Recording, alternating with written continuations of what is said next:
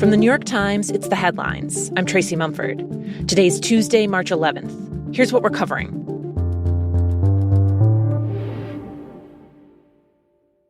The House of Representatives may vote as soon as today on a stopgap funding measure to keep the government running.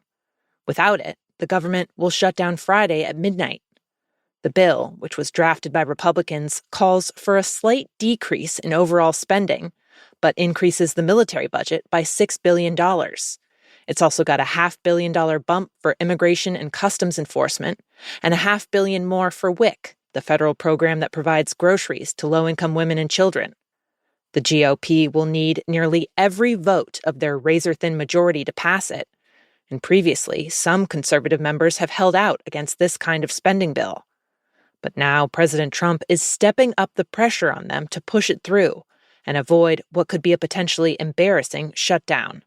I've been talking to current lawmakers, former lawmakers, people who have been around Trump, working for him, just to get a sense of how does he kind of control House Republicans? How does he go about getting them to vote the way he needs them to vote?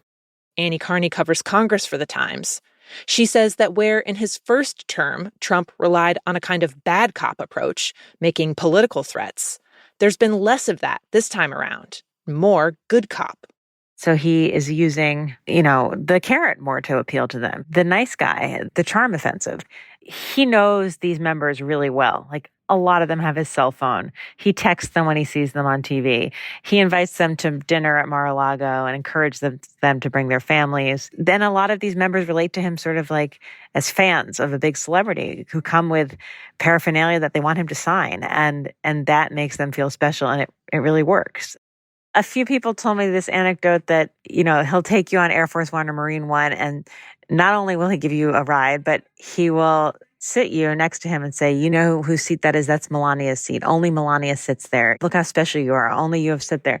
Like, he says that to everybody, but it's sort of flattery. And they know what's on the other side. They know there's two modes, that like, if it's not that mode, it's threatening to end your political career. So there's no in between, and they prefer this mode.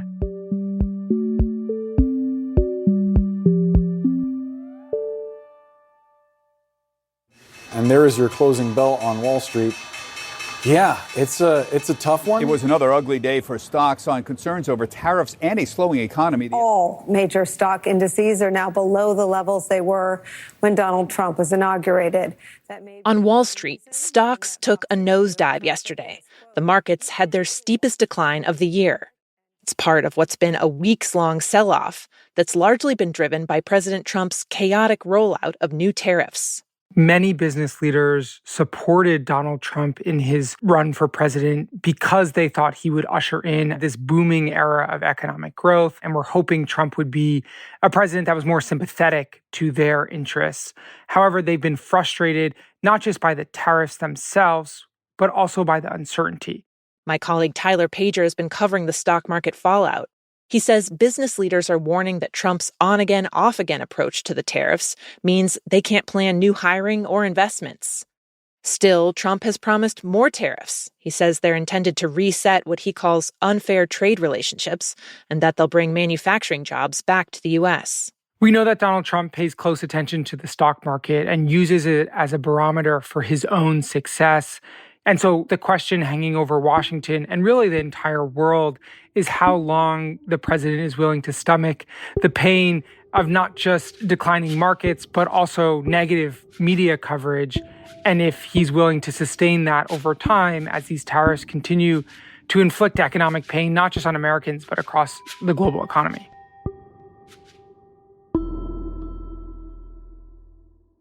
The Times has learned that a Justice Department attorney was fired after she refused to help restore gun rights to a prominent supporter of President Trump, Mel Gibson. Gibson, the Hollywood actor, lost his right to own a firearm after a misdemeanor conviction for domestic violence in 2011.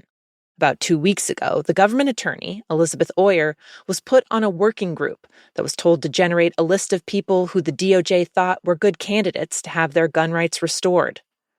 Oyer told The Times that the list she helped put together was mostly people who had decades-old convictions and who they deemed unlikely to commit new crimes. But after they finalized the list, the Deputy Attorney General's office told them to add Gibson's name. They included a letter from Gibson's attorney asking to get his gun rights back, saying he'd made a number of successful movies and that Trump had tapped him to be what the president called a special ambassador to Hollywood. Oyer says she refused. She had concerns about giving gun rights back to someone convicted of domestic abuse when she hadn't had time to fully consider the case. Hours later, she got a call from a senior Justice Department official. He told her Gibson had a personal relationship with President Trump, which should be enough to recommend restoring his rights. After she chose not to make that recommendation a second time, Oyer was fired and escorted out of the office. A D.O.J. official tells The Times that the firing had nothing to do with Gibson. For the moment, the government hasn't released a list of anyone whose gun rights will be restored.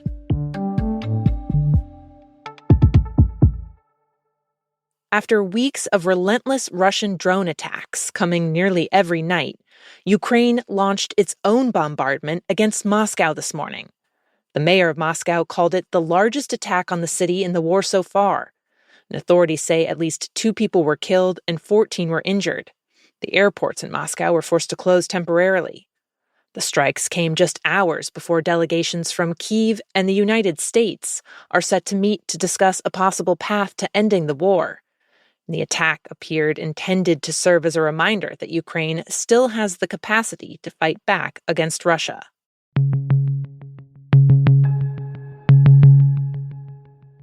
In the Philippines today, the country's former president, Rodrigo Duterte, was arrested on a warrant from the International Criminal Court for his brutal war on drugs.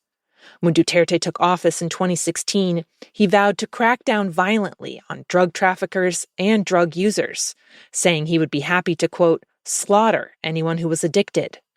According to human rights groups, roughly 30,000 people were executed by police forces and vigilantes who Duterte empowered and encouraged. The ICC said his actions amounted to crimes against humanity, and it plans to fly him to The Hague, where the court is based, for a trial. Family members of those who were killed in the crackdown applauded the arrest as a step towards justice. So far, only a handful of people have been prosecuted in connection with the killings.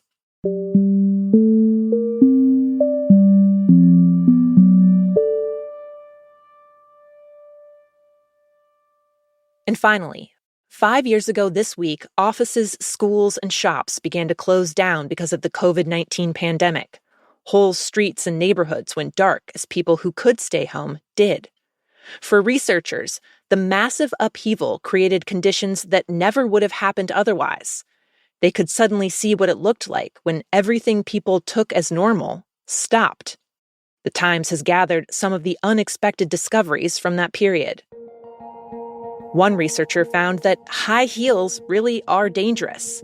Up until 2020, the data showed roughly 16,000 people a year came into ERs with injuries like fractures or sprains from wearing heels. When he looked at the data from 2020, those dropped by more than half. In sports, studies showed that having fans at the game could be what really makes that home field advantage. Teams who played in their own empty stadiums, maybe with just cardboard cutouts watching them, had poorer performance without all that in-person support.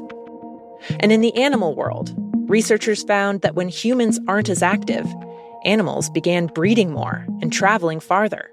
Sea turtles laid more eggs, and dolphins talked more.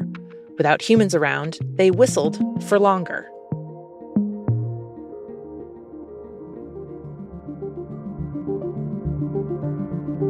Those are the headlines. Today on The Daily, what President Trump wants from Greenland and what the people who live there think about his calls to make it part of the U.S. That's next in the New York Times audio app, or you can listen wherever you get your podcasts. I'm Tracy Mumford. We'll be back tomorrow.